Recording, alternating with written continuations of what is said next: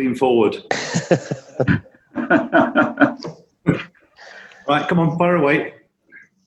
Right, Nigel, I think it's me first, Ian Bolton from Sky. How are you? Hey, you okay? I'm very good, actually. Very good indeed.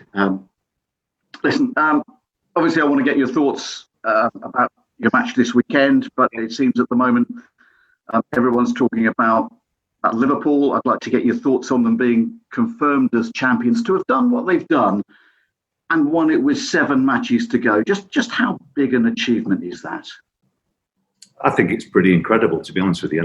And you know, since the lockdown occurred, one of the burning issues has been the very fact that Liverpool have deserved, I think, in everybody's eyes, to be crowned champions. So it would have been a travesty had we not restarted and been able to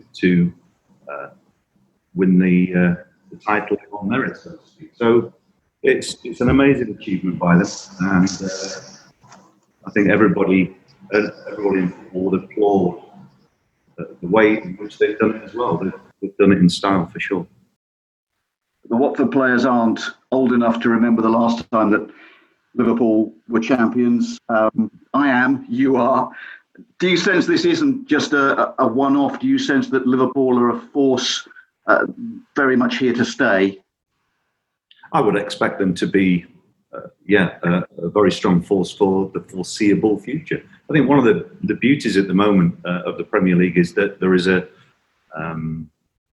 is strong competition. I would think the resurgence of Manchester United will be very much on the cards if not next year, maybe the year after.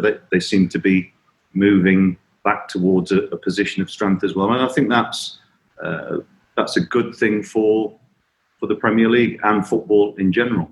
We cast our minds back to 2016 with Leicester's title. And that was something that I think ignited belief in other clubs that success is achievable. It's the Premier League's much better if there's stronger competition, I think. Yeah, for sure. But my concerns are very much on us now. So, yeah, Liverpool lost only 1 match en route to the title. That was against Watford. You're the only manager to have beaten them in the Premier League this season. Is that something that you're still very proud of? And is it something you can draw on as inspiration for your remaining matches when everyone's talking we probably need to draw on it, of course, but it's gone now. That's in the past. It's 3 points that we picked up on a day where we weren't expected to pick any points up. But our focus now has to be very much on the present. And obviously last night, after a disappointing result for us, we want to bounce back pretty quickly. So, the nature of being in relegation battles is one in which we need to stay very much focused on the job in hand, and we've got to take care of our own performances. But yeah, for sure, that when you reflect on performances that have been very, very good, I think that's the benchmark that you're aiming for. Not always achievable, and I think teams are coming to terms with playing in a different sort of environment at the moment. So, just on reflecting on last night, we didn't hit the standards that we would like, and ironically, the second half performance was much improved, and we had opportunities to get something out of the game, and ended up losing the game 1-0. So. It's important now that we just concentrate on fixtures coming up. Did everyone come through it okay? Do you have any new injury concerns ahead of the weekend? Not injury concerns, but we'll have a look again today at whether players have picked up anything that's not necessarily a major problem, but the loading of players playing, in the types of heat that we've been playing in, is something that we need to be aware of, and for sure we don't have a very quick turnaround for the next game, but we're all dealing with the same situation. So it will be today a continuation of a recovery, and for the ones who need extra work, they'll get it, and then we're back into the preparation mode for our next game against Southampton. Against Burnley, Danny Welbeck had his first start since October, played the full 90 minutes. I think the first time since you arrived that he's played the full 90. How important is he going to be moving forward? How big a contribution do you need from him? We need a big contribution from everybody. I can't always guarantee pitch time to players for sure, because it really is about competition. It's about players when calling upon to bring their best to the team. Danny is a player with quality for sure, and we're very pleased to have him. I thought he did okay last night as well. Like I say, I'll reiterate what I just said, and we will look at how the players are today and then tomorrow, and selection will be governed by what I feel is the best team to go out there on Sunday and try and get a result for us, try and get a home win. You said you were bullied at Burnley. How do you ensure that doesn't happen again? It was. I think the first half we didn't really get into our stride. We certainly weren't in the second half. I thought we bossed the game for long periods in the second half, but didn't convert situations. So, like I've already pointed out, our better performance was in the second half, and that's where we conceded the goal. So, I think at the moment what we've got to be looking at is being able to deal with opponents when they cause us problems when they go direct, and certainly converting chances is something that everybody's aware that you have to do, and we've certainly had our opportunities in the first two games since we've started back. So it's disappointing to have only picked up 1 point out of two games. But like I say,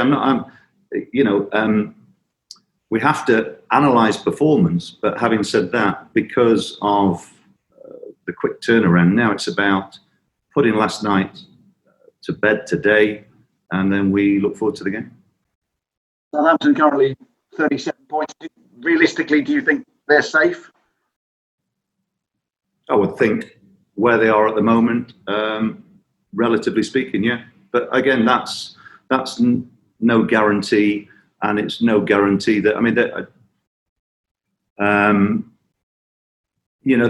a side with talented players, and they bounced back from a couple of disappointments earlier on in the season, and have made some real progress. We've just got to make sure that our game is close to our best, because if we do that, we've always got a chance of winning games. It doesn't matter who you play against, and so I've said it in previous interviews. How I measure our performance is against us, not really against our opponents. And if we get our own performance somewhere near our best, we've always got a chance because we've got good players. Sure. Listen, winning would get you on to 31 points. Psychologically, would that be important to be past the 30 barrier, the 30 mark? Possibly. But again, I don't really think of it in those terms. We are looking to get as many points as we can out of our remaining games. And I know people want to look at the fixtures and probably decide which games you've got a better chance of winning in. For me, it's very much a case of preparing ourselves and having a single-minded approach regarding the next game. That's really what it's about at the moment. We can't spend too much time looking at or speculating on how things might look, bearing on what other people do. We've got to win enough of our own games. This is our next one. We just go into it with a positive frame of mind, and I'm looking for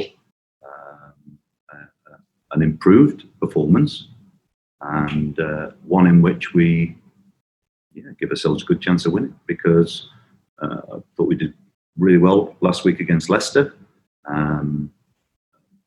But again, we had opportunities to score and didn't take them. But responded very well to a late goal. We've got some spirit within the squad and some good, resilient characters, but we need to bring that to the pitch every time we play. Listen, thanks for your time. Okay, my pleasure. Nigel, wish you well. Good to speak with you. Cheers. Hi, Nigel. Vicky Sparks from PLP here. Good to see you. Hi. Just on Ismail Assar, he scored his first Premier League goal for Watford in the reverse defeat at St Mary's earlier this season. How do you feel he's developed over your time here? I can only look at it, I can't compare it over a sustained period, but he's clearly a very talented player.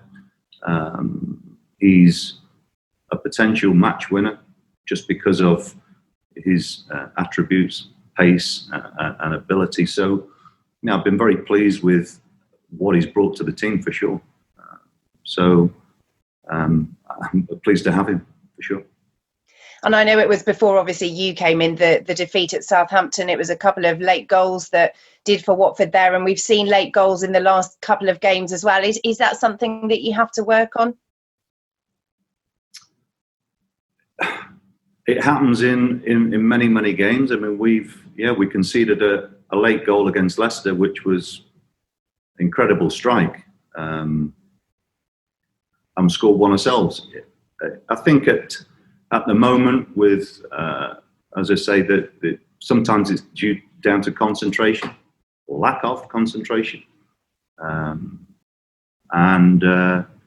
mean it's something that you try to avoid, but it's an ever-changing picture when you're looking at fixtures. Sometimes when you get in front, it's about just trying to manage the game to make sure you see a game through. And like last night, we were pushing for an equaliser late in the game and weren't able to achieve it. So it's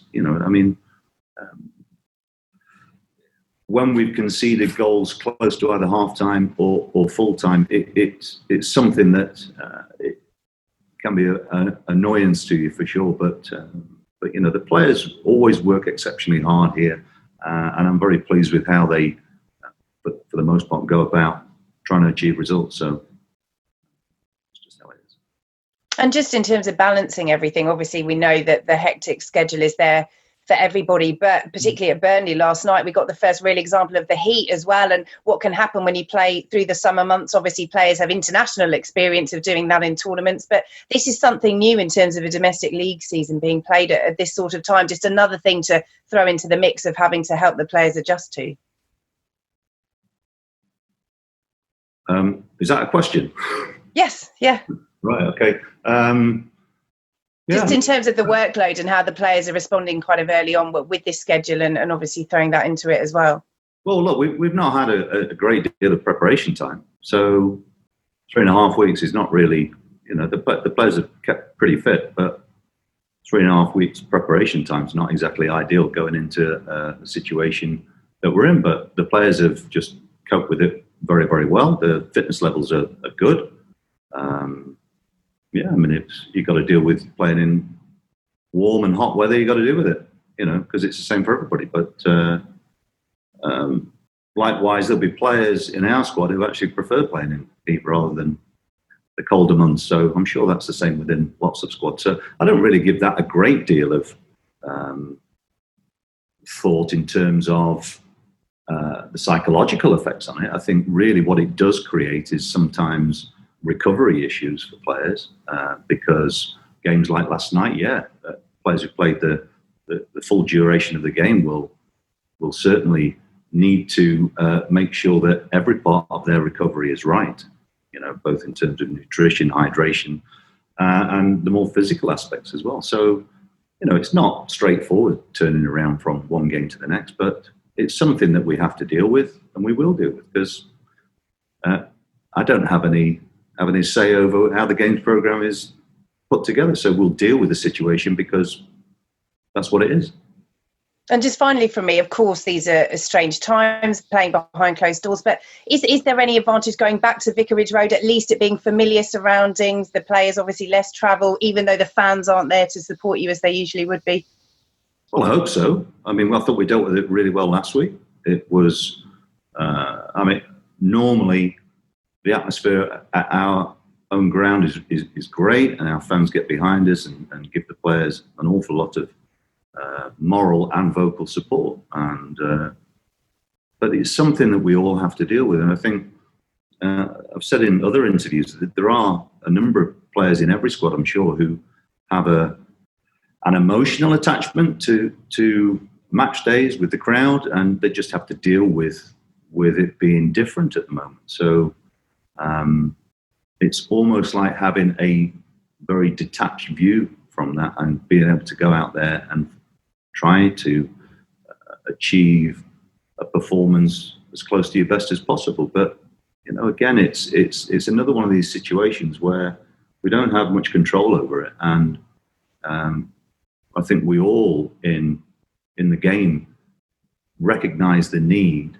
to get the leagues back up and running. Yes, we would all prefer to have our fans coming through the turnstiles into the ground, but it's not possible at the moment. So we've got to try and keep the industry going until that is possible, and it will be at some point for sure. Thanks, Nigel. Okay, no problem.